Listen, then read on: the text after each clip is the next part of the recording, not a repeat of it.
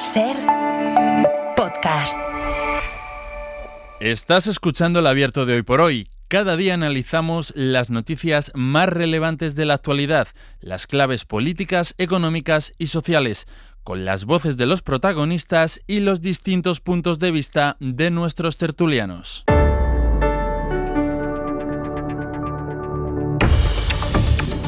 Abrimos aquí el tiempo del análisis de la tertulia, el tiempo del abierto, en Hoy por Hoy, con Cristina de la Hoz. Hola, Cristina. Hola, ¿qué tal? Buenos días. Bienvenida. Ruth Ferrero. La Ruth, bienvenida. Hola, buenos días. Y con mi compadre gallego Antón Losada.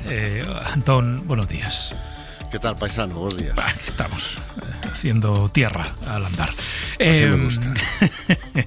Bueno, tenemos que esto nos va a sorprender. Tenemos que hablar de Ceuta, ¿no? de la situación que se está viviendo en la ciudad, de lo que va a ocurrir hoy en esa reunión de los ministros de Interior, sobre eso, digamos, sobre las claves internacionales, sobre la respuesta europea, sobre las relaciones con Marruecos y la respuesta que está dando ese país y nuestra respuesta a la actitud de Marruecos. Conversaremos a partir de las 9 unos minutos con Josep Borrell y aportaremos su análisis. Pero antes, quiero que regresemos a la ciudad y quiero que vayamos a esa zona que ya nos relataba antes Nicolás Castellano, de unas naves abandonadas o semiabandonadas en el entorno del Tarajal, donde hay cientos de personas durmiendo en la calle. Nico, hola de nuevo. Pedro. Bueno, me decías en esa conexión de las 8 de la mañana que hay cientos de personas, que algunas o bastantes son menores. Yo quería preguntarte, Nico, si se sabe, si hay un dato fiable, cierto, de cuántos menores hay ahora mismo en Ceuta que hayan entrado la semana pasada en la ciudad. Mira, si hay un lugar de España que tiene experiencia en el tratamiento de menores no acompañados es Ceuta, porque el goteo dura todo el año. Y te voy a dar un dato, Pedro. Hasta el 1 de julio solo había 180 niños acogidos en las instalaciones de los centros de menores aquí en Ceuta. Desde el 1 de julio ahora ya hay 1.069, es la última cifra oficial que ha podido conocer la cadena SER, los niños que están ahora mismo bajo ese sistema de protección de la ciudad autónoma. ¿Qué pasa? Que han entrado desde el jueves muchísimos más, una cifra todavía está por determinar, y empezamos a explicar las dificultades. Todavía la Policía Nacional no los ha afiliado, todavía nadie ha acreditado que esos menores estén, digamos, en situación de desamparo y por tanto puedan pasar al siguiente paso, y es que el área del menor de la ciudad autónoma se encargue de ellos. Están intentando acelerar todo para intentar hacerse cargo de estos niños, pero la escena que estamos viendo ahora mismo es como muchos de estos pequeños. Aquí hay centenares de personas durmiendo en las aceras de estas antiguas naves del Tarajal. Muchos de ellos son niños no acompañados y que necesitan una solución. Ceuta había conseguido sacar por convenios y por distintas fórmulas que se han buscado a 763 niños hasta el 1 de septiembre a la península, ¿no? Pero son niños que han llegado en los últimos meses. Pero esto desborda todas las previsiones, ha llenado todos los centros. En Pinier tienen prácticamente 700 niños, que lo veo aquí arriba en la colina, con uno de los centros habilitados, pero 5 días después, entre todas las administraciones, lo cierto es que no han podido todavía hacer frente a esta cantidad de menores, ¿no? Oye, Nico, ¿quién atiende, o cómo, o con qué recursos, o en qué instalaciones, quién atiende a los menores que están en la calle? Pues aquí hay una nave que gestiona una de las entidades, otra nave que ha sido habilitada por la delegación del gobierno. No sabemos cuántos niños están durmiendo ahora mismo en el interior, las puertas continúan cerradas, y lo que nos cuentan los niños por aquí es que poco vienen a ayudarles a los que están en la calle, que apenas les traen comida una vez al día, en torno a las 6 de la tarde. Ayer éramos testigos de cómo les repartían pan y algo de bebida, y que en general todos están esperando a que de alguna manera se hagan cargo de ellos en los centros de atención al menor. Pero por lo que dices, esas naves son incluso insuficientes como espacio para alojar a los niños. Sin duda alguna, esas naves están llenas, y la escena que, bueno, tú has visto el vídeo antes de que lo hayamos compartido, sí, en Instagram. Esa cantidad de niños que están en la calle, esta cantidad también, algunos adolescentes que hay, demuestra claramente que se han superado todas las capacidades. Ayer en el Hoy por Hoy el consejero te adelantaba la cifra, ese cálculo de entre 3.000 y 5.000 personas que quedan todavía en la ciudad autónoma. Fuimos testigos ayer a última hora de la tarde del primer reparto de comida para los solicitantes de asilo en la playa del Trampolín. Se agotaron los 2.000 panes que llevaba la Cruz Roja, hay más de 2.000 personas por tanto en esa zona, y en estos menores que hay aquí todavía no sabemos la cantidad exacta. En ello está trabajando la ciudad autónoma con la policía y están intentando buscar, Pedro, una solución. Creo que podemos adelantar ya a esta hora de la mañana, Pedro, que se van a abrir 2 colegios hoy de manera inmediata, después de una reunión urgente que lideró la ciudad autónoma y el área del menor, tanto con la ministra de Infancia, con la ministra de Educación, con la Fiscalía General del Estado. Se van a habilitar 2 colegios aprovechando este periodo estival para meter sobre todo a las niñas, muchas con las que hemos hablado, niñas que están solas, para intentar sacarlas de las calles. Vale. Bueno, oye, Nico, a lo largo de estos días tú estás haciendo algo que tiene mucho valor. En el fondo es lo más valioso que podemos hacer, que es no solo describir la realidad, sino conocer las historias de quienes han llegado y con quienes te estás encontrando estos días. Sí, vamos a hacer este recorrido, Pedro, que grabamos ayer por la tarde-noche, empezando por estas callejuelas. Niños, adolescentes por todos lados, como el pequeño Ali, que tiene 12 años. Grábate como quieras. Estaba aquí el traductor hablando con él, Munir, le preguntaba que de dónde era, de dónde había venido. Tiene 12 años y dice que el primer día le dijeron que fuera al centro de menores, que intentó acercarse, pero que por la policía, por el ejército le dio miedo y que se ha venido aquí a pasar el tiempo con el resto de los niños, que está esperando a ser llevado a alguno de los centros, que quiere estudiar, que quiere ser futbolista, que quiere quedarse en España y no quiere volver con su familia. Él es de Fez, como estas niñas de 12 y 13 años que se han hecho amigas después de cruzar y sobrevivir el jueves al paso del Tarajal.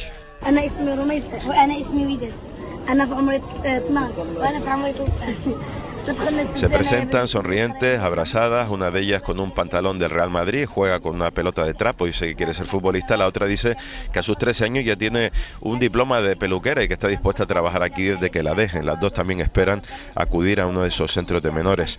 Y en medio de todo esto, Pedro, vemos la solidaridad de los vecinos que siguen trayendo, hay que poner en valor, los vecinos de Ceuta, la comida a muchos de estos niños, o la propia María, que finalmente se llevó a Aya a su casa. Y cuando yo la he visto que estaba desnuda y había un montón de hombres, no tenía ropa y nada, cogí, la metí, la bañé. En mi casa la bañé, le puse la ropa de mi niña y están ahí con nosotros. No tengo ahí un patio. María se llevó a su casa a Aya, tiene solo 13 años, también a su hermana que tiene 26, le dio ropa limpia y ayer estaba por aquí por el Tarajal pues intentando buscar alguna referencia para que se hagan cargo de esa niña y de esa adolescente. Su hija pequeña se ha hecho muy amiga y le pedía: mamá, por favor, una noche más, déjalas una noche más en casa. María explica quiénes son Aya y Mariam. Ella Aya.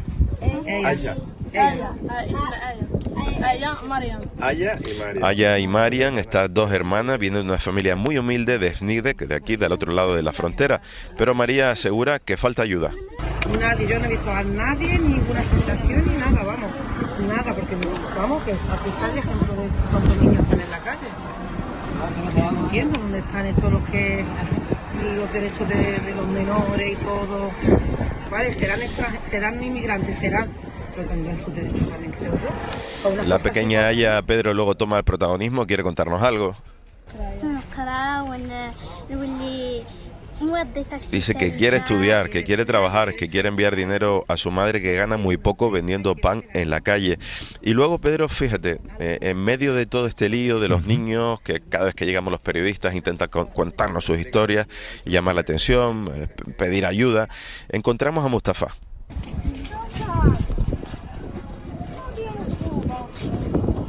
Este sonido de Mustafa y de su mujer, que han encontrado a la niña que llevaban 4 días buscando. Con la foto en el teléfono iban preguntando por todos lados, en el SETI, en los centros de menores, y finalmente una de las niñas con las que estábamos hablando le enseña la foto y dice: sí, la conozco.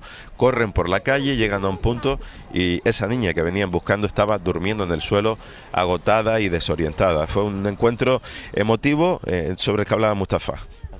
Pero hay que arreglar aquí. Hay cosas, no, hay que venir gente para ver aquí. Eso hay que ir mirando hoy al ministerio, hay todos aquí vienen aquí para ver esto.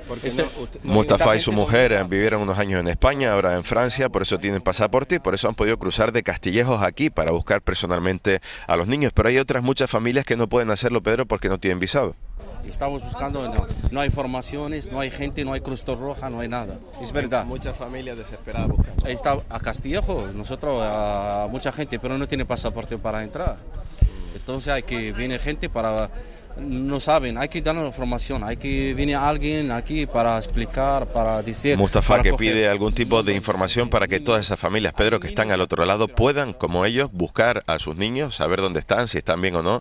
En definitiva, muchas dificultades, Pedro, muchas cuestiones a explicar, pero 5 días después todavía hay un montón de niños en la calle y veremos si con esos 2 colegios que de manera rápida han conseguido abrir estas distintas instituciones se puede aliviar la situación. Pero sí, esta escena que hemos visto, que seguimos viendo a esta hora de la mañana, con la mayoría de los niños todavía durmiendo en el suelo, sigue teniendo que interpelarnos de qué pasa con las fronteras, qué pasa con los niños y de las personas más vulnerables que quedan a este lado. Gracias, Nico. Hasta luego. Un abrazo. Vamos a marcharnos hasta Mallorca. Quiero saludar a Mamen Municio. Hola, Mamen, buenos días. Buenos días. Porque estamos pendientes de lo que ocurre en Ceuta, pero la llegada de inmigrantes se mantiene en otros territorios de este país, también en las Islas Baleares. Y esta mañana, Mamen, tenemos noticia de el rescate de 2 personas que viajaban en una patera, pero lo peor es esto. Los equipos de rescate temen que hayan muerto bastantes de los ocupantes de esa embarcación. Así es, Salvamento Marítimo ha movilizado a un helicóptero, también ha dado aviso a los navegantes del área próxima en la que se ha producido el rescate. Ha sido a unas 13 millas al sureste de la isla de Mallorca. Pasadas las 3 de la madrugada, la Guardia Civil rescataba a 2 migrantes que presentaban signos de deshidratación y que han sido trasladados al hospital de referencia de Baleares, al hospital de Son Espases. Ellos han explicado que iban en una embarcación con otras 19 personas a bordo en total y que el resto, por tanto, unas 17, habrían fallecido durante la travesía. Han contado, llevaban 15 días a la deriva. Gracias, Mamen. Bueno, pues esta es la última hora de otra realidad que también viene siendo constante últimamente, la llegada de pateras, por ejemplo, a las Islas Baleares. Y quiero que sumemos un testimonio más, el de Marta Sánchez Briñas. Ella es abogada de la Organización Pueblos Unidos. Marta Sánchez Briñas, muy buenos días. Buenos días. Bueno, le hemos llamado esta mañana porque estáis analizando, Pueblos Unidos, estás analizando un caso concreto de un menor que ha sido expulsado de Ceuta, de un menor de unos 12 años que entró a nado y que ha sido devuelto pese a que él intentó que le atendieran, que le acogieran como menor que es. Efectivamente. Nosotros contacta conmigo el hermano mayor, que yo ya le ayudé en su día porque también llegó como menor extranjero no acompañado. Tiene su residencia legal y vive legal en España. Entonces, cuando se entera que su hermano el 30 de julio entra a nado en Ceuta, pues se desplaza hasta Ceuta para estar con él. Entonces, nada más conocer que su hermano pequeño había llegado, se pone en contacto conmigo para solicitar ayuda. Entonces, desde ese momento, pues mantenemos contacto permanente tanto con él como con el hermano menor, haciendo un seguimiento pues de la situación que van viviendo. Entonces, mi indicación fue bastante clara desde el primer momento, es que debía ser puesto bajo la protección de los servicios de protección de menores, ¿no? Como exige la legislación española. Entonces, siguiendo esas indicaciones, pues el hermano acude con el menor a 2 centros de protección y posteriormente a la comisaría. En los centros le comunican que no hay plazas disponibles y en la comisaría pues que no atienden, que no les iban a atender y que se volviesen a Marruecos. Entonces, ante la imposibilidad de encontrar una solución, el hermano se tiene que volver a Marruecos porque la ciudad autónoma está colapsada, le deja dinero y el menor de 12 años duerme en la calle acompañado de otros menores, como ha dicho Nico. Sí, como ha dicho Nico. Y el 2 de agosto se ponen en contacto otra vez conmigo, tanto el hermano que lo han expulsado. Lo que nos comunica el hermano acompañado del menor es que varios militares pues le habían ordenado subir a un camión, que se subió porque tuvo miedo al ver personas uniformadas y que llevaban pues con palos, y que entendió pues que tenía que obedecer las instrucciones, ¿no? Pero también nos manifiesta que dijo expresamente que no quería regresar a Marruecos, que él quiere quedarse en España y tener un futuro aquí. Una vez en Marruecos, creo que le llevan a Tetuán, ¿no? Aunque él no es de allí. Efectivamente, le deja, fue trasladado hasta la frontera y entregado a las autoridades marroquíes, que le montan en un autobús y lo llevan a Tetuán. Este chico es de Larache, es decir, se deja a un menor abandonado en Tetuán sin nadie, sin ningún referente adulto. Claro. Nos fijamos en este caso porque en cierta manera nos sirve para recordar, que es lo que queríamos hacer con usted, lo que debe ocurrir con los menores que han llegado a Ceuta, bien en el episodio masivo de finales de la semana pasada o en los días anteriores, porque este goteo ha sido constante, ¿no?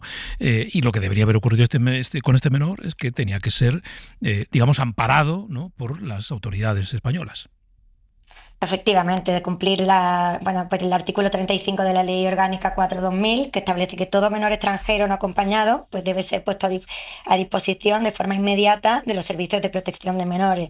Y después, yo creo que hay que hacer referencia a la sentencia del Tribunal Supremo 86/2024, en la que ha reiterado que cualquier devolución o retorno de un menor pues que exige una tramitación, la tramitación del procedimiento legal, ¿no? Una valoración individualizada, el interés superior del menor, y que se cumplan todas las garantías, pero que no se puede repatriar al menor sin esas garantías. Entonces, consideramos pues que se ha incumplido otra vez, como pasó en 2021, los derechos de los menores extranjeros no acompañados. Pues Marta Sánchez Briñas, abogada de la Organización Pueblos Unidos, gracias por habernos atendido esta mañana. Muchas gracias. Gracias. Bueno, se trataba de contar un caso concreto de entre los cientos de menores que hay allí, porque es probable, no es casi seguro, que casos como este se están repitiendo estos últimos días. Es verdad que la situación es pues crítica, ¿no? Pero también es cierto que lo recuerdan quienes trabajan en este mundo. La ley dice lo que dice y conviene cumplir la ley, que para eso se dicta. Hoy por hoy noticias. Ser Podcast. Y con Antón Losada, Cristina de la Hoz y Ruth Ferrero, venga, vamos a aportar una primera reflexión sobre empiezo por ti, Antón, dimensión humanitaria que tiene esta crisis. Luego vamos a hablar de la seguridad, del control de fronteras, de los modelos de respuesta ante el reto de la inmigración, el problema de la inmigración, dicen algunos, a partir de lo que va a ocurrir hoy en esa reunión de los ministros de Interior. Pero hay una dimensión humanitaria que apela sobre todo a la capacidad que tiene un Estado, la administración, los recursos públicos de responder, en este caso a quienes más lo necesitan, que son los menores. Antón. Pues una dimensión humanitaria, además, que se nos olvida con demasiada frecuencia, ¿no? Y en la que, bajo ese lenguaje bélico en el que normalmente se relatan este tipo de situaciones, ¿no? Que si invasión, que si guerra, que si movilizar al ejército, queda completamente tapada y ofuscada. Y parte del discurso de la extrema derecha sobre la inmigración tiene como objetivo eso, eliminar la dimensión humanitaria, ¿no? No son seres humanos, son enemigos. Son adversarios, son extranjeros que deben ser eliminados porque suponen una amenaza, ¿no? Y lo más paradójico es que en el momento que les das el trato que prescribe la ley, pues seguramente saldrá alguno de estos patriotas frustrados a explicarnos que estamos incentivando el efecto llamada y que cuanto mejor los tratamos, pues más van a venir. Y por eso hay que tratarlos mal, porque es la manera de impedir que sigan viniendo, ¿no? Y yo creo que un país como España, que no sé, se sitúa entre las 20 potencias del mundo en riqueza, en bienestar, puede hacerlo bastante mejor y debe hacerlo bastante mejor. Tenemos recursos, tenemos capacidad. Lo que falta, yo creo, muchas veces es, primero, la voluntad de invertir estos recursos en cumplir nuestras propias leyes y, segundo, la disposición a asumir el coste político que suponen estos días, dar un tratamiento humanitario a seres humanos, porque hay que decirlo así. En estos tiempos, vivimos tiempos en los que tratar a los seres humanos como seres humanos es objeto de crítica y de reproche y supone asumir un coste político. Ruth. Sí, muy de acuerdo con lo que plantea Antón, y en relación con la parte humanitaria, yo creo que aquí hay que prestar sobre todo atención a los menores extranjeros, ¿no? Lo comentábamos antes con la persona que hemos hablado, y ser conscientes de las responsabilidades que tiene el Estado en relación con estos menores. Lo primero que tiene que hacer es tutelarlos, o sea, es decir, esto no va de aparcarlos en algún rincón y demás, es tutelarlos, y a continuación, una vez que se vean las capacidades de las plazas de acogida, tienen que ser trasladados a la península, ¿no? Este tema de los menores extranjeros no acompañados ya salió con una denuncia, además por parte de España durante la crisis del año 2021, que se resolvió con una resolución del Parlamento Europeo, en la que se acusó a Marruecos de utilizar a los menores extranjeros no acompañados como un instrumento de presión política frente a España. En aquel momento, y a mí me parece que merece la pena recordar lo que dijo Marruecos, Marruecos acusó a España de utilizar un conflicto bilateral para europeizar el conflicto, ¿no? Eso es lo que dijo el gobierno marroquí en el año 2021. A partir de ahí, lo que hemos visto es una suerte de domeñación por parte del gobierno marroquí y de sus redes de inteligencia del propio gobierno español, con primero el reconocimiento de la soberanía sobre el Sáhara Occidental hacia Marruecos y a continuación con las llamadas, por ejemplo, a consultas que hizo el gobierno marroquí de la embajadora de su embajadora en Alemania para también que Alemania cambiase su postura en relación con el Sáhara Occidental, etcétera, etcétera, etcétera. Recordemos también el caso del Qatargate. ¿Os acordáis del caso del Qatargate? El Qatargate era esa red de influencia entre eurodiputados y demás, en la cual estaba metido Marruecos también. Y de Marruecos habló bien poco, ¿no? Esto nos da una buena muestra de cuáles son las capacidades de la inteligencia marroquí para estar operando en redes de intereses dentro de las distintas instituciones a nivel europeo y en el marco español también, para poder controlar qué es lo que se dice y qué es lo que no se dice en relación con las acciones, en este caso del monarca, porque también lo que nos llega es que estas acciones que hemos visto, estas inacciones que hemos visto en la frontera con Ceuta, estaban el centro neurálgico estaba en el rey. Los ministros no estaban informados de esto, los ministros marroquíes no estaban informados de esto. Hablamos de la dimensión humanitaria, voy contigo, Cristina, que va a tener aparejada una dimensión política, porque en algún momento va a haber que trasladar a esos menores a la península, y no soy un adivino, no lo soy, si auguró graves problemas de coordinación con las comunidades en las que ahora gobierna PP y Vox. Pero esto llegará. Cristina. Sin duda, y yo insisto mucho que para los que nos queremos esto del concepto de país, hay que ser solidarios en materia también de inmigración, y hay que ser solidarios con Canarias, con Ceuta y con Melilla, el resto de los territorios de España, para acoger a los menores no acompañados que no pueden quedarse en un territorio donde las costuras, digamos, le revientan porque no tiene capacidad ni geográfica, incluso diría, para poder tener esa presión migratoria y asumir toda esa responsabilidad. O sea que evidentemente tendrá que responsabilizarse también el resto de los territorios de este país. Las primeras víctimas de lo que ha pasado, igual que pasó en 2021, son los propios ciudadanos marroquíes arrojados al mar. Bien por incitación de 2021 de la incitación del gobierno, bien porque en este caso se insiste en afirmar, en reafirmar que Marruecos, que la colaboración con Marruecos ha sido impecable. Creo que a estas alturas es difícil pensar que ha podido ocurrir un movimiento de 50.000 personas sin que Marruecos por lo menos no dejara que esto ocurriera, por lo menos, al menos. Y evidentemente genera un problema de asistencia humanitaria, pero bueno, está clara la ley en cuanto a lo que afecta a menores. Los menores no puede haber devoluciones en caliente. Es verdad que la propia ley de extranjería establece que hay que buscar el retorno del menor con su familia. Esto está en la ley de extranjería, o sea que digamos que por el bien supremo del menor, la propia ley entiende que con quien mejor va a estar es con su familia. Pero bueno, eso lleva un proceso, de que va con su familia. Eso lleva un proceso y eso lleva unas dificultades añadidas. Y mientras tanto, pues efectivamente los tenemos que tutelar, dar educación, dar sanidad y atenderles. Claro, porque solo por decir, según el Real Decreto del año pasado, del 2025, hay 16.000 plazas disponibles en todo el territorio español para la acogida de los menores extranjeros no acompañados. Pero ya estarán ocupadas muchas de ellas, o son libres. No, son las que hay disponibles y entonces hay que ver las que debería haber disponibles y que tienen que quedar, claro. Entonces estamos hablando de unos 1.000. Sí.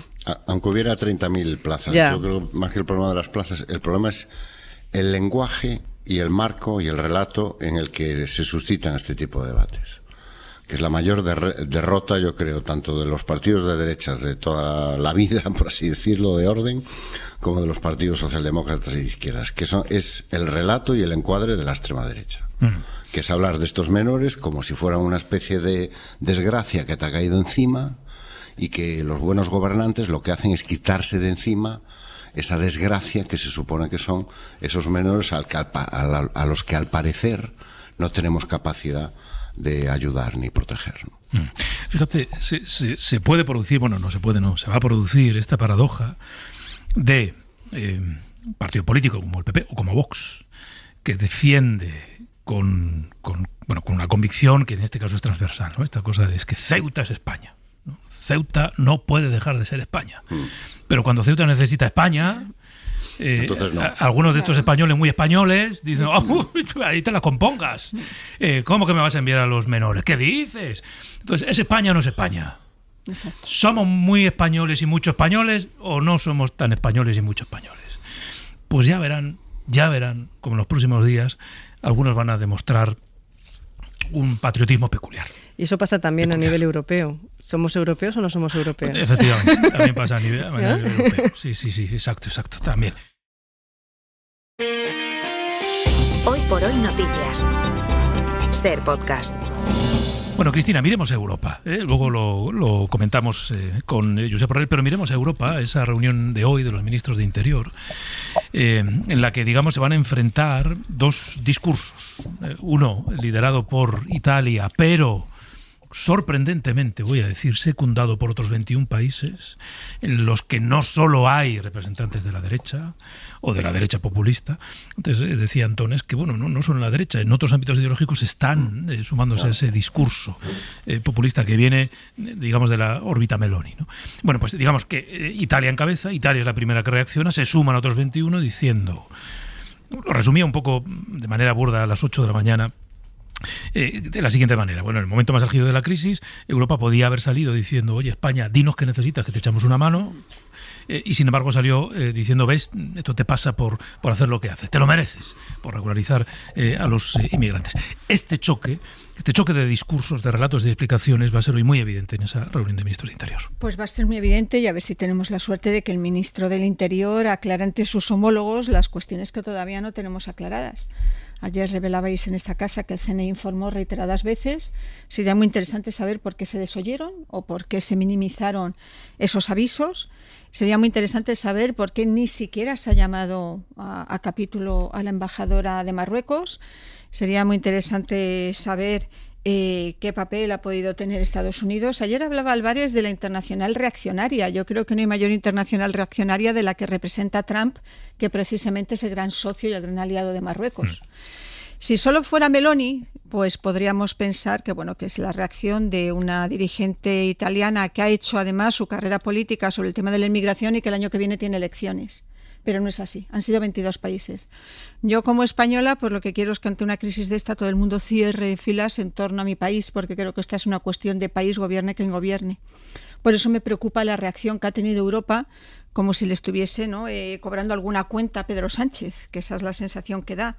Es verdad que ha ido generando un malestar interno, la regularización masiva provocó malestar porque España tiene firmado también un pacto de migración y asilo, que Ruth y yo hemos hablado mucho de esto, y de que bueno, el pacto de migración y asilo, que Ruth se lo conoce de maravilla, parte de la base de que hay que combatir la inmigración irregular y que la inmigración irregular debe de ser expulsada, digamos, en grandes líneas, dificulta las condiciones de entrada, de permanencia en el país, es decir, va en una línea completamente contraria a la que es una medida como la de que ha tomado el gobierno.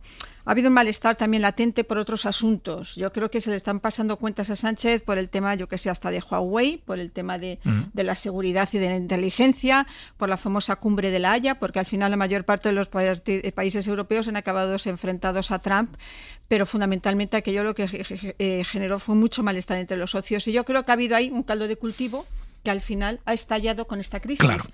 Claro. Teniendo en cuenta además que es que no solo han entrado los ciudadanos marroquíes, a mí me parece un tema gravísimo a efectos de soberanía y de integridad territorial de este país, pero también de Europa. No deja de ser territorio europeo. Y es verdad que dices, bueno, es que ha faltado solidaridad del resto de Europa, y a mí me preocupa mucho cómo ha podido ser esta reacción, y una reacción muy amplia. Fíjate, Francia y Portugal no firman la famosa carta, que es los países con los que más frontera terrestre compartimos, ¿no? Es una total paradoja. Los que tenemos más cerca, sí. Y los que tenemos más cerca, y los que podrían estar más preocupados por si hay un paso a la península. Pero en todo caso, yo creo que sí, que es el momento en el que a lo mejor tenemos... Luego va a comparecer el ministro, tiene previsto comparecer ante la prensa, pero bueno, yo espero que aclare ante sus homólogos las cosas que todavía no tenemos claras a día de hoy de lo que ha pasado. Antón. Bueno, no sé si la reunión de los ministros es el lugar para aclarar algunas cuestiones que tienen que ver con el incidente, llamémoslo así, con el episodio concreto y que efectivamente necesitan esa aclaración. Yo lo que espero sinceramente del ministro del Interior es que ponga pie en pared y le recuerde a la Unión Europea cómo funciona la Unión Europea y le recuerde a algunos de esos 22 países cómo funciona la Unión Europea. Y que a Meloni le recuerde, por ejemplo, que el año pasado Italia regularizó a 500.000 de inmigrantes y nadie le dijo nada y nadie le acusó de nada. Que Italia soporta el doble de no me gusta nada utilizar esta terminología, ¿no? Pero de entradas ilegales que España, y que tampoco nadie le ha dicho nunca nada, más allá de ayudarla. El hecho de que tenga elecciones el año que viene y que la demoscopia no le vaya muy bien, para mí no es excusa. Yo creo que es el momento de poner pie en pared y decirle a los socios europeos, sean 22, 24 o 36, que no se puede combatir a la extrema derecha con el discurso de la extrema derecha. Y que no se puede adoptar en política migratoria el discurso y el relato de la extrema derecha. Porque entonces el resultado va a ser el que estamos viendo, un crecimiento exponencial y sostenido de la extrema derecha a través de todo el continente. Da igual que tenga presión migratoria o no. Yo también espero del ministro del Interior que exija el apoyo que nosotros hemos prestado otras veces a otros países, a otros socios, también europeos como nosotros, sin hacer preguntas y sin cuestionar las decisiones y los discursos de muchos de esos países, ¿no? Vamos a ver lo que sucede hoy. Una cosa es firmar una carta y otra cosa es plantarse delante del ministro del Interior del país correspondiente. A mí me parece muy relevante la posición de Francia y Portugal, que son dos países que sí tienen o sí pueden sentirse amenazados directamente, no como Dinamarca, que no sé exactamente qué pinta en toda esta historia la primera ministra danesa. Y yo creo que es una excelente ocasión para trascender el momento, que yo creo que va más allá de Pedro Sánchez sí, Pedro Sánchez no, y que se empiece a abrir un debate en serio sobre la política migratoria en Europa, desde el convencimiento de que Europa no puede ser, no es un búnker. Y por mucho que nos empeñemos, no vamos a poder convertirla en un búnker frente al mundo y la realidad del mundo que nos rodea. Ahora voy contigo, Ruth, te doy la palabra, pero quiero saludar a Josep Borrell. Señor Borrell, muy buenos días. Hola, buenos días. Gracias por atendernos. Le pido en primer lugar que nos aporte su análisis, cómo ha interpretado esta reacción de esos 22 países liderados por Italia, es verdad, pero otros 21 se sumaron, esa respuesta recelosa, crítica con nuestro gobierno, justo en el momento más crítico, ¿no?, de la entrada de miles de personas la semana pasada. Bueno, me produce una gran frustración ver cómo la solidaridad europea ha muerto en Ceuta. Porque algunos países han antepuesto sus intereses electorales nacionales al ejercicio de la solidaridad y la cooperación leal. Es lo que el planteamiento que ha hecho algún país, y no me duelen prendas en decir que fundamentalmente Italia, pero también otros que ustedes han citado, es absolutamente lo contrario de lo que cabía esperar. Reaccionar diciendo que hay que expulsar a España de Schengen, cuando realmente el problema no está allí. Es muy frustrante y espero que hoy en el Consejo de Ministros el ministro español haga sentir su voz de protesta absoluta, porque no puede ser que la demagogia populista tome el lugar del Estado de Derecho y sustituya la solidaridad entre los Estados miembros de la Unión Europea por la crítica al gobierno. O sea, es lo contrario de lo que se esperaba. Y eso no puede ser. Europa no puede funcionar así. Lo que ha ocurrido es terrible. Hay más de 100 muertos ahogados en el mar. El problema no son los 50 o 60.000. El problema son los que ya no podrán volver porque han muerto. Y bueno, se podrá discutir cómo y por qué, pero lo que no se puede discutir es la reacción de algunos estados europeos. Cuando yo oigo al ministro de Exteriores de Italia, por otra parte, que recibió el premio Carlos V de manos del rey, decir que eso se ha producido porque Sánchez va a dar la nacionalidad a todos los que consigan llegar a Ceuta, vamos, es que es tremendo. No puede ser. España tiene que alzar su voz en el Consejo y exigir la solidaridad que España ha prestado siempre en problemas migratorios. Y la solidaridad en la defensa del territorio. España, cuando se le amenaza a Dinamarca con quitarle Groenlandia, España es de los que se enfrentan con Trump. Entonces, ¿qué le pasa a la ministra de Groenlandia para que de repente diga que España no tiene que ser expulsada de Schengen? ¿Qué le preocupa? ¿Por qué dice eso? No digamos ya la actitud del gobierno italiano, que es el que ha puesto fuego a la mecha. Claro, Por otra parte, déjeme que le diga también que hay que agradecer la posición de Francia, por ejemplo. Pues el Macron ha dicho todo lo contrario. Me niego a firmar esta carta porque no contiene ningún elemento de solidaridad con España, porque es una crítica al país que ha sufrido un ataque híbrido, porque de eso estamos hablando, un ataque híbrido. Y Macron, con todas las letras, dice yo no firmo esto, y Portugal tampoco, y Irlanda tampoco, pero hay que ser la diferencia que hay entre la actitud de Francia y la de Italia. Pero fíjese, señor Borrell, le diría más, fíjese la diferencia que hay entre la actitud de Europa respecto a otros socios europeos amenazados por guerras que se viven en otras zonas del continente, ¿no?, donde casi no hay discusión, y la respuesta de Europa que está dando a lo que usted mencionaba como un ataque híbrido, que yo creo que sobre esto, señor Borrell, hay cierto consenso, ¿no? No solo se trata de un acto de presión migratoria, ha sido algo más que eso. Yo había vivido alguna experiencia de ataques híbridos. Sí. En el 21... Bielorrusia empezó a reclutar a gente en Irak, en Siria, en los países árabes sometidos a guerras, con gente desesperada que quería huir a todo precio. Empezó a reclutarles, les prometió que les llevarían a un sitio donde tendrían un trabajo en Rusia, fletaron aviones, llenaron aviones de ellos, los llevaron a aeropuertos bielorrusos y cuando llegaron allí los empujaron contra la frontera polaca. Miles, no gente que vivía al lado, no, gente que vinieron, los metieron en aviones diciendo que iban a tener un puesto de trabajo en Rusia o en Bielorrusia. Y eran miles. Bueno, la Unión Europea reaccionó con una extraordinaria solidaridad. Yo tuve que encargarme de cortar este flujo yendo a cada país para decir, oigan, no hagan ustedes eso. Polonia reaccionó con toda la dureza del mundo defendiendo su frontera. Aquí no pasa nadie, era invierno. No sé cuántos de ellos debieron morir en los bosques nevados de la frontera polaca. Eso fue un ataque híbrido perfectamente organizado por un Estado. Y además, ya le digo, no empujando al vecino, sino yéndoles a buscar y trayéndoles en avión. Cuando Erdogan en los años 21 no estaba contento con el trato que le dábamos para que se ocupara de los refugiados sirios, bueno, abrió la frontera con Grecia y pasó un poco lo mismo. Otra masa de gente a los que se les dice que la frontera está abierta y que vayan y pasen, que se encuentran con una frontera cerrada y la policía y el ejército griego haciendo frente. O sea, no es el primer ataque híbrido que veo utilizando a la desesperación de la gente, prometiéndoles que se puede pasar. Y la gente que está esperando e intentando pasar, muchos de ellos no son marroquíes, vienen de los países subsaharianos. Y han llegado hasta allí, Dios sabe cómo.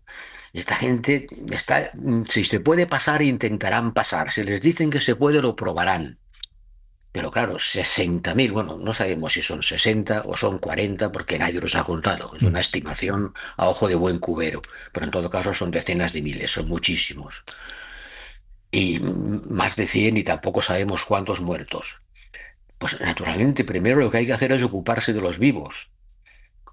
Y los vivos, la mayor parte han vuelto, y en eso, bueno, pues ha habido una buena coordinación y cooperación entre España y África y Marruecos, y los demás, pues mientras no vuelvan, habrá que atenderles. Nos guste o no. Le pregunto también, señor Borrell, por la respuesta que conviene dar, en qué términos y digamos con qué intensidad, a Marruecos, o a la actitud de Marruecos en esta crisis, o a cómo gestionó la llegada de decenas de miles de personas al otro lado de nuestra frontera. Usted sabe que sobre esto hay discusión entre quienes cuestionan que se está siendo blando, por utilizar un término fácilmente entendible, y piden una mayor contundencia en el reproche. Bueno, pues para esto tenemos un ministro de Asuntos Exteriores porque sabe lo que tiene que hacer, porque primero y antes que nada, si necesitas la cooperación de alguien, lo mejor es tratarse de llevar bien con él. O sea, no sirve de nada entrar en una guerra de calificativos y reproches mientras no haya resuelto el problema. Y el problema es la devolución de los que todavía están allí, como ha sido la devolución de los que estuvieron, miles, lo cual seguramente no se hubiera podido conseguir si hubiésemos emprendido una batalla abierta de reproches con el vecino. Hay que contar con él. Es un problema que no se puede resolver sin él. Pues entonces intentemos contar con él. Esto es la respuesta táctica inmediata a buscar la solución del problema en términos prácticos y operativos. Y otra cosa es la revisión que se haga de los problemas de control de frontera. Porque, bueno, parece evidente que por el lado marroquí se hubiera podido seguramente quizá haber hecho más para impedir que ese flujo humano pasara por su lado. Yo no digo que lo provocaran, que seguramente no lo planificaron, no lo idearon, ahora vamos a hacer eso, pero que cuando se produjo esta estampida, pues no tenían tampoco los medios para hacerle frente o la capacidad de hacerlo. Es decir, entre unos y otros, pero insisto, ahora el problema no es empezar a buscar polémicas. Ya habrá tiempo para discutir las relaciones con Marruecos en el punto de vista de control fronterizo. Ahora lo importante es resolver el problema que tenemos y atender a los que están en Ceuta. Usted ve las imágenes de los niños sueltos durmiendo en la playa pidiendo comida. Bueno, pues esos son seres humanos, ¿sabe? Y han llegado allí como han llegado, pero siguen siendo seres humanos. Y entonces lo que no se puede hacer es ignorarles. A los que se queden habrá que atenderles. Y a los que se pueda conseguir que se vuelvan a Marruecos, pues habrá que ayudarles a que lo hagan. Ese es el problema de hoy. Ese es el problema de hoy. Esa gente son seres humanos. No podemos... han llegado aquí como quien ha llegado una hoja al viento. No ha llegado una hoja al viento. Ha llegado un señor intentando, engañado, llegar a un sitio donde espera poder vivir mejor. El problema es quién le ha engañado. Pues toda la masa de desinformación que circula por las redes sociales interpretando la sentencia del Tribunal Supremo como que la frontera estaba abierta. Sí. Y a partir de ahora habrá que hacer, claro, aquí todo el mundo tendrá que hacer algo para que las cosas mejoren. Si el Tribunal Supremo considera que el mar no es un obstáculo físico y que quien llega a nado no puede ser rechazado, pues entonces habrá que poner obstáculos físicos en el mar. Que es lo que ya se ha empezado a hacer. Que es lo que se ha empezado a hacer, sí. Pues le agradezco mucho su tiempo, señor Borrell, esta mañana. Como siempre, su análisis nos ayuda a entender mejor las cosas. Gracias, Josep Borrell. Muy buenos días. Gracias a ustedes. Gracias.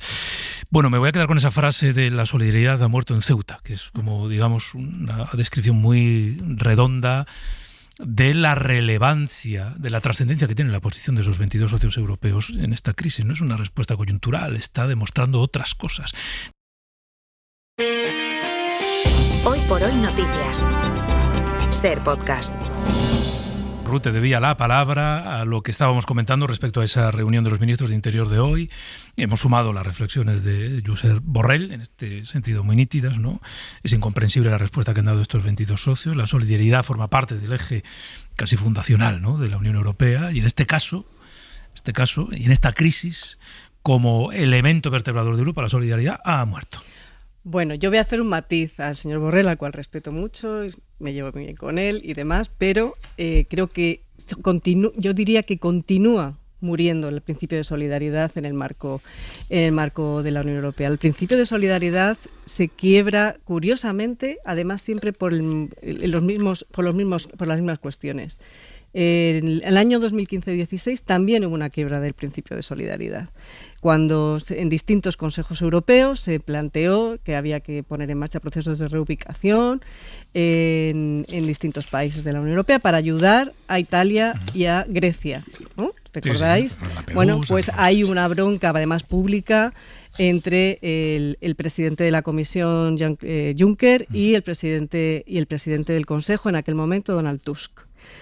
Bueno, Uno quería, la Comisión quería que ese principio de redistribución de los solicitantes de asilo fuese obligatorio, y Donald Tusk, ese gran europeísta, cierro comillas, planteaba que tenía que ser voluntario, ¿no? Y es ahí cuando se sumaron algunos países diciendo que no querían hacerse cargo de esto. Ahí empezó realmente la quiebra del principio de solidaridad, siempre por cuestiones que tienen que ver con los temas vinculados a flujos migratorios, en este caso de solicitantes de asilo. Por eso me parece un poco un wishful thinking el pensar que se puede reabrir a estas alturas es verdad que la esperanza es lo último que debe perderse, pero pensar que se va a abrir un debate en profundidad sobre las políticas de migración y asilo de la Unión Europea. Unas políticas, además, que son compartidas entre los Estados y la Unión, en la que la Unión pone el marco que ha puesto, comentaba antes Cristina, el Pacto Europeo de Migración y Asilo, que básicamente no es un pacto europeo de migración y asilo, sino que es un pacto sobre control de fronteras. Punto. No entra en otras cuestiones que tienen que ver con la gestión migratoria. Y esto es un error, en mi opinión. Y esto es algo a lo que el gobierno español se ha sumado de una forma victoriosa, porque fue además en el Consejo de Granada cuando se consigue llegar a un acuerdo con los Meloni, los Orbán, los Morawiecki de turno, es decir, pactando con la extrema derecha. Bueno, pues de aquellos polvos estos lodos, ¿no? Y es aquí donde vemos como efectivamente, a pesar de que dentro de esos 22 países que han firmado esa carta ominosa, no son todos gobiernos de derecha reaccionaria, sí que son todos gobiernos que tienen capturada su agenda política por la derecha reaccionaria. Todos y cada uno de ellos. Claro. El único que no se ha metido en este de los países grandes, que es Francia, también lo hace mirando un poco a las elecciones que tiene el año que viene, y también por cuestiones que tienen que ver con la cercanía y la proximidad a España. Yo me parece que la reunión de hoy es muy necesaria, sobre todo para que efectivamente se conozca una vez más, porque cada vez que ha habido procesos de regularización, en el caso español, yo recuerdo la del 2005, también aparecieron un montón de quejas por parte de gobiernos en aquel momento, más del centro derecha, en relación con esta cuestión, cuando básicamente ahora mismo lo que estamos asistiendo, la excusa que ponen todos esos gobiernos es el proceso de regularización, pero es que lo que estamos viendo en Ceuta no es una crisis migratoria.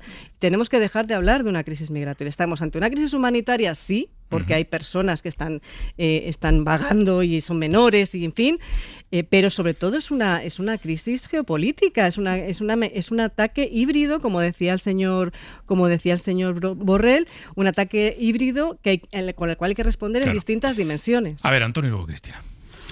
Bueno, Europa siempre ha sido un poco wishful thinking, ¿no? También, sí. Ha avanzado a base de buenos deseos y buenas intenciones, ¿no? Respondimos a la gran recesión con la receta equivocada de la austeridad, y después, cuando vino la pandemia, pues Europa había aprendido que no era esa la respuesta, que había que responder con políticas exactamente contrarias, ¿no?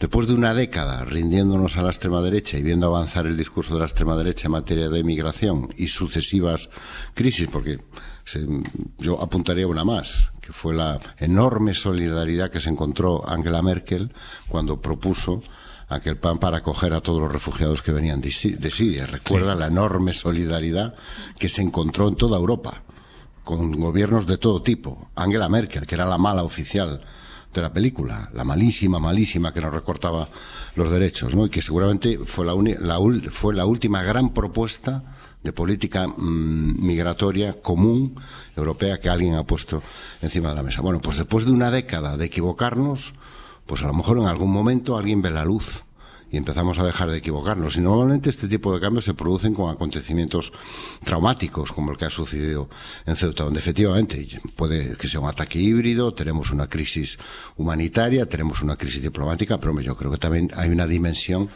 que es la crisis migratoria, las políticas migratorias, la sostenibilidad de un modelo basado en mantener la tensión migratoria alejada de nuestras fronteras a base de pagar a determinados gobiernos para que la mantengan alejadas de nuestras fronteras. Yo creo que año tras año vamos viendo la enorme fragilidad de esa solución, que ahora abandera también Meloni, Italia, proponiendo soluciones del siglo XX para problemas del siglo XXI, una vez más, pero es que lo que se ha sucedido hoy en Ceuta puede pasar mañana en Lampedusa, o puede pasar mañana en las fronteras con Turquía.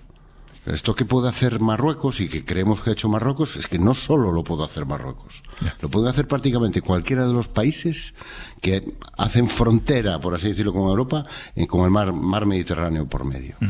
¿Y hasta qué punto ese modelo va a poder ser sostenido en el tiempo? Porque yo creo que cada año las crisis son cada vez más graves y más recurrentes. Pasa menos tiempo entre cada una de estas situaciones. Cristina. Yo es que en el caso de esta crisis, y comparto con Ruth que no es una crisis, yo al principio, cuando empezamos a hablar de este tema la semana pasada, yo sí pensaba que era una crisis migratoria. Luego, claro, ves la dimensión que está adquiriendo y yo creo que es una crisis exactamente geopolítica y de soberanía, fundamentalmente de ataque a la soberanía de un país. El propio Pedro Sánchez dijo que había habido una violación de la integridad territorial de nuestro país, y eso es lo que yo creo que es fundamentalmente el ataque y no tanto una cuestión migratoria, independientemente de que ese es un problema que existe, ese no desaparece. Pero yo de las reflexiones que ha hecho Borrell cuando ha hablado, ha recordado otras guerras híbridas, cuando ha hablado del caso de Dinamarca con Groenlandia, es que la gran diferencia es que en este caso España no solo exonera a Marruecos, sino que alaba la colaboración de Marruecos y la actuación de Marruecos. Y que, por supuesto, entiende que Marruecos no está detrás de ninguna guerra híbrida, ni ha provocado esto, ni siquiera cuestiona, que yo puedo entender lo que decía Borrell, que hasta que se solucione el conflicto te conviene llevarte bien. Pero, hombre, a lo mejor hay un término intermedio, ¿no?, de cuestionar quizá cómo Marruecos no pudo, no quiso, no supo parar la avalancha que se iba a producir y que se estaba produciendo y que no podía escapar de su conocimiento porque estaba pasando sobre su territorio.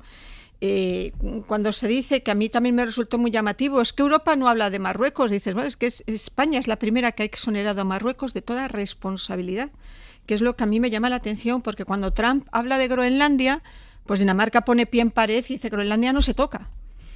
Pero si ante una situación como esta, gravísima, a mí me parece gravísimo lo que ha ocurrido, eso, un ataque a la integridad territorial de nuestro país y por tanto también un ataque a Europa, nosotros decimos a nuestro vecino que no se preocupe, que todo lo ha hecho bien, y ni siquiera hay una reunión con la embajadora de España, con la embajadora de Marruecos en España, ni siquiera.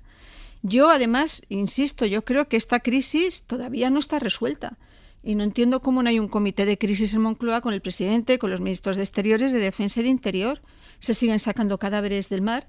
Sigue habiendo miles de ciudadanos marroquíes que han pasado, fundamentalmente marroquíes, ¿no?, que han pasado a Ceuta y que todavía no han sido devueltos a su país. Que tenemos que saber qué ha hecho, qué ha dejado de hacer Marruecos, tenemos que saber si hubo o no hubo esos avisos del CNI. Es decir, esta crisis, hay una reunión hoy muy importante, todavía no está resuelta y nos faltan muchas explicaciones, pero lo que sí tenemos claro es que desde el principio España, el gobierno ha dicho que Marruecos es en toda esta circunstancia un protagonista, no es un protagonista, es digamos un espectador inocente de todo lo que ha pasado. De hecho, casi lo que ocurre es que le dan las gracias. No, claro, hablan de que la colaboración ha sido magnífica en los flujos migratorios durante estos últimos años y que ha colaborado magníficamente exactamente en el retorno. Sí. Dices, bueno, bien. Yo creo que un hecho cierto, y es que resultaría absolutamente marciano, que de lo ocurrido la semana pasada en Ceuta, esta agresión a nuestra integridad territorial en una crisis sin precedentes, no se derive ninguna consecuencia. Ninguna consecuencia, digo, en las relaciones bilaterales con Marruecos, que ni siquiera tiene que ser que empeoramos nuestras relaciones, rompemos las relaciones. No, una consecuencia que mejore la gestión de la frontera, que, permita a las dos partes contarle a la gente, diga, mire usted, hemos aprendido la lección y vamos a intentar que esto no vuelva a ocurrir. Es decir, que la crisis se resuelva con un gracias a Marruecos por ayudarnos a que la gente vuelva rápido. En fin. No parece que esté al nivel de la gravedad de la crisis. No lo parece. Que es un ataque híbrido, supongo que sabremos quién ha dirigido el ataque. Claro, cuando Borrell decía esto es un ataque híbrido. Bueno, si no lo tenemos. Hace un Estado, ¿no? ¿O quién hace un ataque? Sí, una mafia. O sea, lo que estamos afirmando es que Marruecos ha atacado la integridad territorial de España. Yo, sinceramente, no tengo elementos para hacer esa afirmación. Reconozco que no tengo información, pero no tengo elementos para hacer esa afirmación. Es que esa es la gracia de los ataques híbridos, que no hay una capacidad específica para identificar quién es. Pero aún así lo hacemos. No, bueno, pero es que igual, claro, pero es que un ataque híbrido también fueron los hombrecillos verdes en Crimea, para entendernos, ¿no? Es una cosa que es como más concreta. Ahí tampoco sabíamos quién estaba haciendo el ataque híbrido y sí que al final se vio, evidente, ¿no? Al final. Claro. Pero no al día siguiente. Claro, pero lo que sí que se puede es... Esto pasó la semana pasada, Sí, pero tenemos una serie de antecedentes, ¿no? Que nos permiten también pues intuir algunas de estas cuestiones. Es verdad que yo no soy muy amiga de la especulación y creo que tiene razón Antón cuando dice que una de las causas que nos llevan a que haya una capacidad para instrumentalizar los flujos migratorios son precisamente las políticas migratorias de la Unión Europea. Y eso es por lo que hay que empezar, es verdad, los análisis. Es decir, si tú te conviertes en alguien absolutamente dependiente de los criterios y los objetivos políticos de tus vecinos, que no son democracias precisamente, pues a lo que estás expuesto es a que efectivamente utilicen esa vulnerabilidad para conseguir objetivos políticos, y eso lo hemos visto con Turquía, lo hemos visto con Marruecos de manera muy clara, con esa instrumentalización de los flujos migratorios. Lo que también sabemos, y también está trascendiendo información en ese sentido, es que las redes de poder marroquíes, y vuelvo un poco a lo que decía al principio, son muy poderosas y además cuenta con aliados todavía más poderosos que Marruecos, como puede ser Tel Aviv y Washington. Eso no se cuestiona. ¿Ya? Yo lo que cuestiono es una crisis geopolítica, muy bien. Lo primero que hay que hacer es contenerla. Sí. ¿Se puede contener sin la colaboración de Marruecos? Yo creo que no. No, claro. Es muy difícil contenerla. Claro, si te enzarzas, y en eso estoy plenamente de acuerdo con Borrell, y no es una persona con la que suelo estar mucho de acuerdo, pero si te enzarzas en una guerra dialéctica con Marruecos, la posibilidad de contener la crisis se esfuma. Pero por eso es importante que se mantenga efectivamente la parte diplomática, como se está haciendo hasta ahora, pero al mismo tiempo que se sea firme también en algunas cuestiones. Y, por ejemplo, y ahí es donde el problema con la Unión Europea cobra mucho más sentido, es que no haya una posición común para condenar lo que ha sucedido en la frontera de Ceuta. Es decir, que no haya un reconocimiento explícito de que es una frontera europea y que, por tanto, el actor que era el encargado de controlar esa frontera, que era Marruecos, con el cual tenemos una serie de acuerdos bilaterales, Unión Europea, para Marruecos y España, Marruecos, precisamente para eso, lo ha incumplido. Entonces, esto tendrá que llevar no solo a un Consejo Europeo de Ministros de Interior, también a un Consejo Europeo de Ministros de Exteriores, para ver si hay algún tipo de sanción que se pueden poner en ese sentido. Dejadme que vuelva a Ceuta. Nicolás Castellano, sigues por ahí, ¿verdad? Sí, Pedro. Porque hay algo de lo que estábamos pendientes, de lo que llevas pendiente estos últimos días, que es de la posibilidad de que vayan apareciendo nuevos cadáveres en el mar, porque el tiempo que va pasando hace que los procesos de descomposición de los cadáveres los hagan salir a flote. Y creo que hay algún hallazgo más, ¿verdad? Sí, es lo que ha pasado hace 20 minutos, Pedro. Ha emergido uno de esos cuerpos que estaban en el fondo de la playa del Tarajal y la Guardia Civil ha recuperado ese cadáver. Sería el número 75 ya de los que están en la morgue improvisada que se ha montado aquí en el Hospital Militar de Ceuta, donde están trabajando destacos forenses llegados de distintas provincias españolas. Se ha habilitado una morgue improvisada con capacidad para 200 cuerpos. Hay 2 tráilers frigoríficos que están conservando los cadáveres después de tomarles las huellas y los elementos que pueden ayudar a identificarles. Y ahora el gobierno está intentando ultimar un método, Pedro, para poner en contacto a las familias e intentar identificar a todas esas personas, de la que, como insistimos, es la mayor tragedia documentada en cuanto a número de cadáveres de la historia de las fronteras españolas. Gracias, Nicolás. Esto último que destaca Nico es fundamental, ¿eh? Es la mayor tragedia documentada hasta el momento en una frontera española en este caso, ¿no? Con estos 75 en España. Marruecos ha reconocido otros 11 en el comunicado del fin de semana, es decir, 86 al menos, 86, que...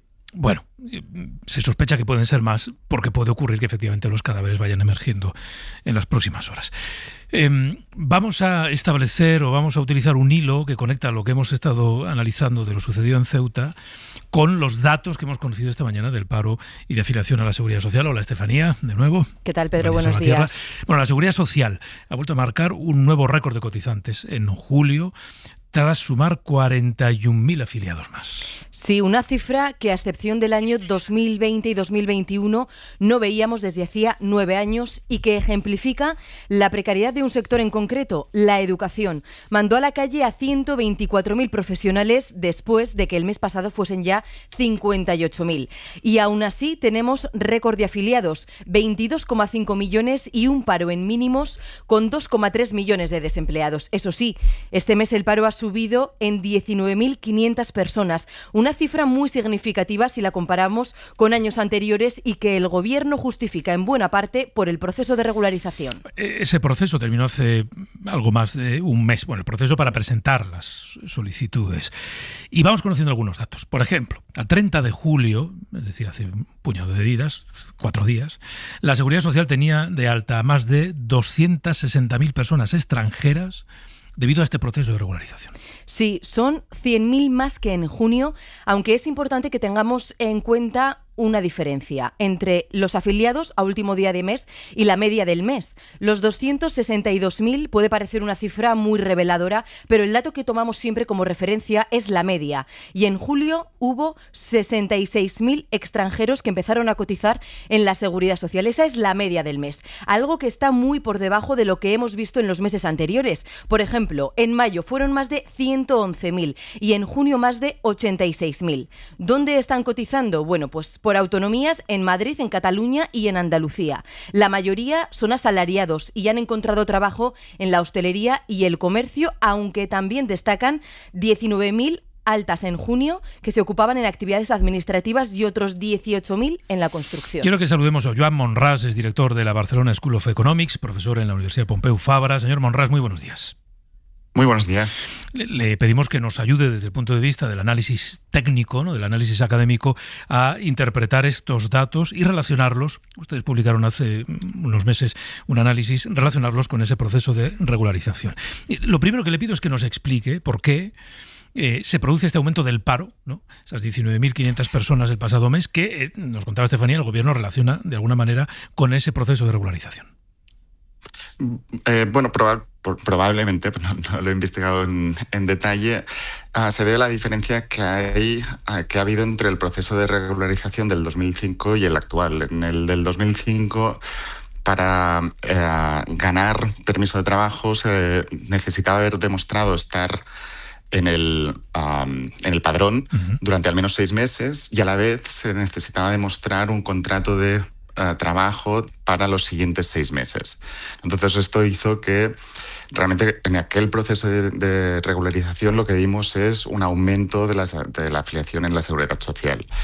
En este, repito, no he investigado en detalle la situación, pero el segundo requerimiento no existía. Por lo tanto, una parte de los inmigrantes que se han acogido a la regularización entrará como afiliados que están trabajando y otros entrarán como afiliados que no están trabajando y que por lo tanto salen como desempleados, que obviamente no recibirán las cotizaciones de desempleo porque todavía no han contribuido. Claro, digamos que son extranjeros que consiguen esta regularización y que van a una oficina del paro a decir, oiga, yo estoy buscando trabajo, y aparecen como personas en paro, y por esto este aumento. En términos de afiliación en la Seguridad Social, y teniendo en cuenta que no he podido estudiar el dato al detalle, pero entiendo que el comportamiento más o menos puede ser el previsto, de una regularización.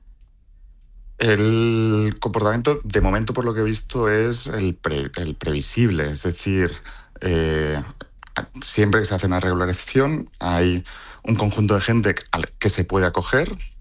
A veces son más, a veces son menos. Los números que he visto por el momento son parecidos al 2005.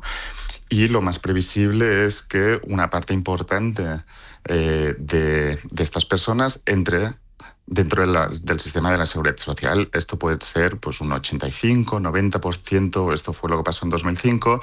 Me imagino que aquí pasará algo parecido. Aquellos que creen que podrían, luego se estudia cada caso y se aprueban aquellos que cumplen los requerimientos.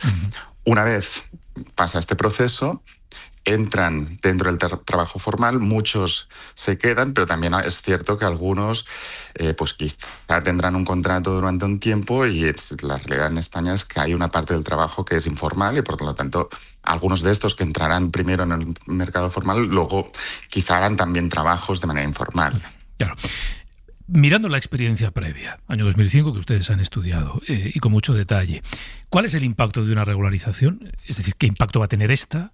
Bueno, ya se estudiará más adelante, ¿no? Pero se supone que podría tener en el mercado laboral, en los trabajadores nativos, por llamarlos de alguna manera. Lo que vimos en el 2005 y en parte refleja también cómo se implementan. Podemos entrar en más detalle después.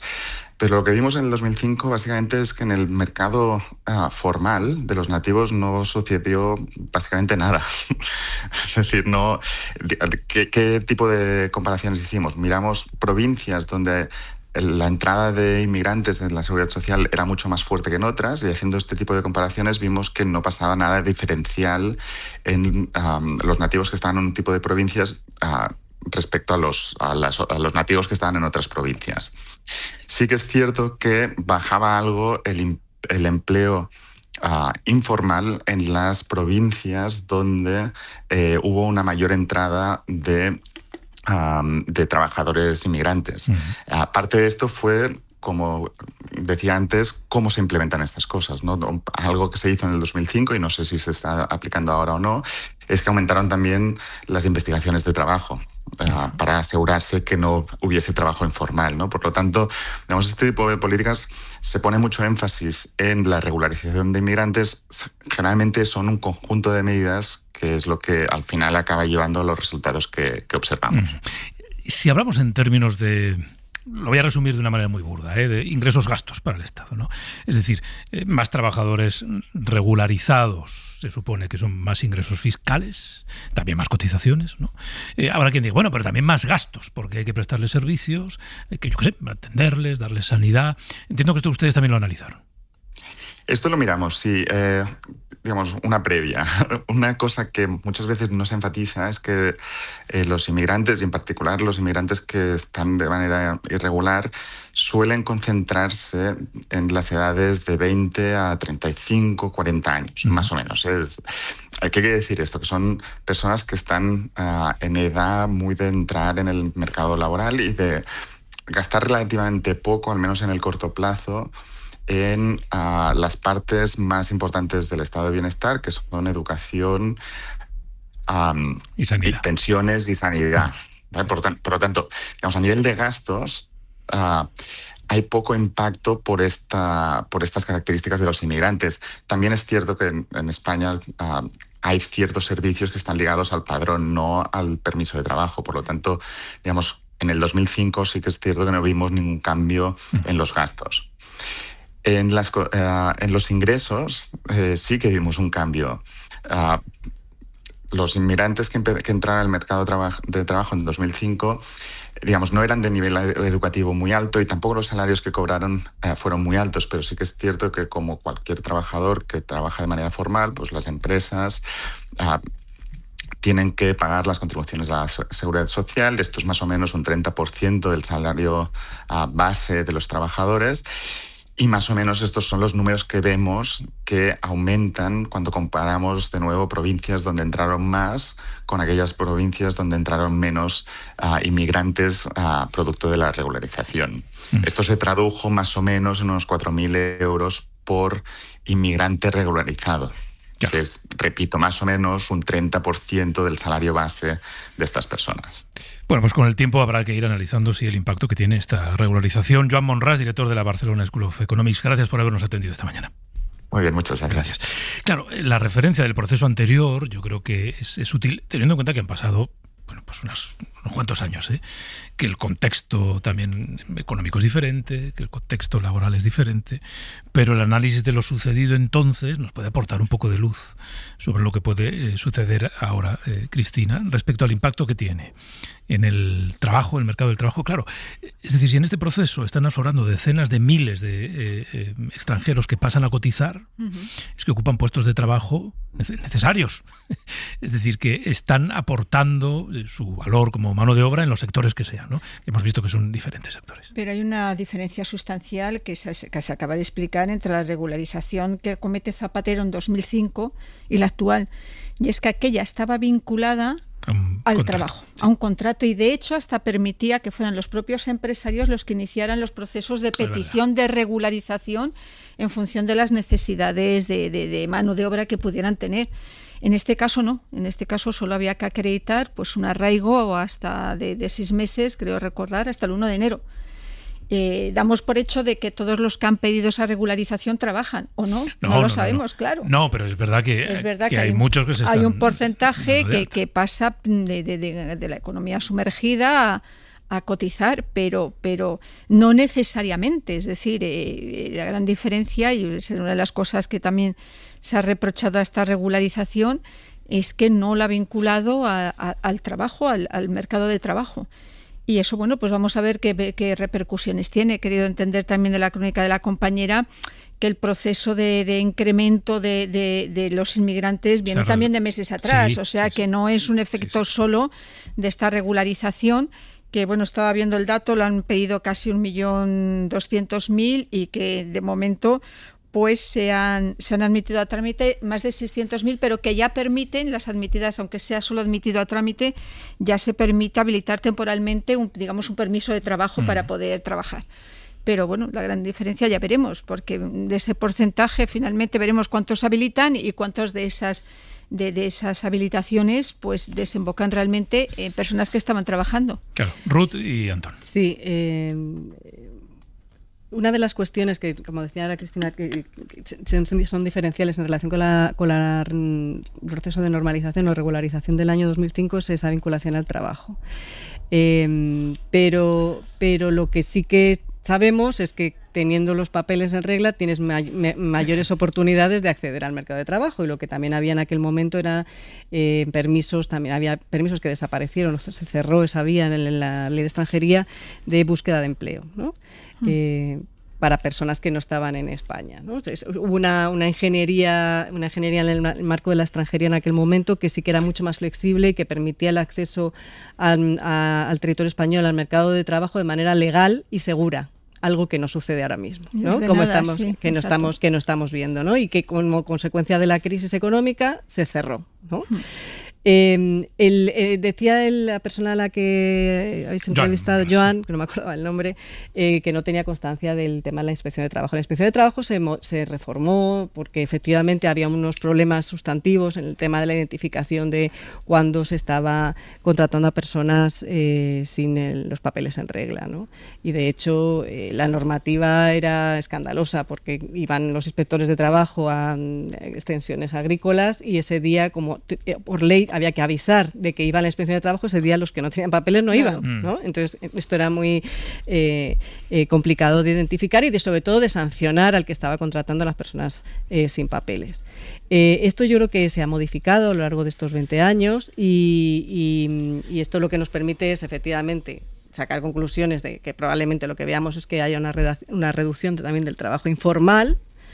Pero sobre todo lo más relevante es que estas personas van a tener el derecho a exigir que se les contrate legalmente, cosa que si no tuvieran papeles no sería imposible. Y luego en cuanto a los rangos de edad, ya sabemos también por todas los datos que tenemos que efectivamente las cohortes migratorias se sitúan en las edades activas de empleo, por tanto son personas en principio que están sanas y que no requieren de esos servicios, sí que requieren. Por otro lado, la parte de educación. Y esto es muy importante saber con cuánta gente tenemos para poder dotar de los servicios adecuados. Pero luego también hay que contar con el reagrupamiento familiar y entonces ahí el perfil también cambia. Es más gente mayor, niños. Más tiempo. Perdóname, Antón, te debo una. Entre gallegos, no te preocupes. Entre paisanos... No me guardas rencor.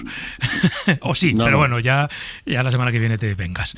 Venga, gracias a los tres, que nosotros vamos a seguir. Hasta luego, buenos días. Para no perderte ningún episodio, síguenos en la aplicación o la web de la SER, Podium Podcast o tu plataforma de audio favorita.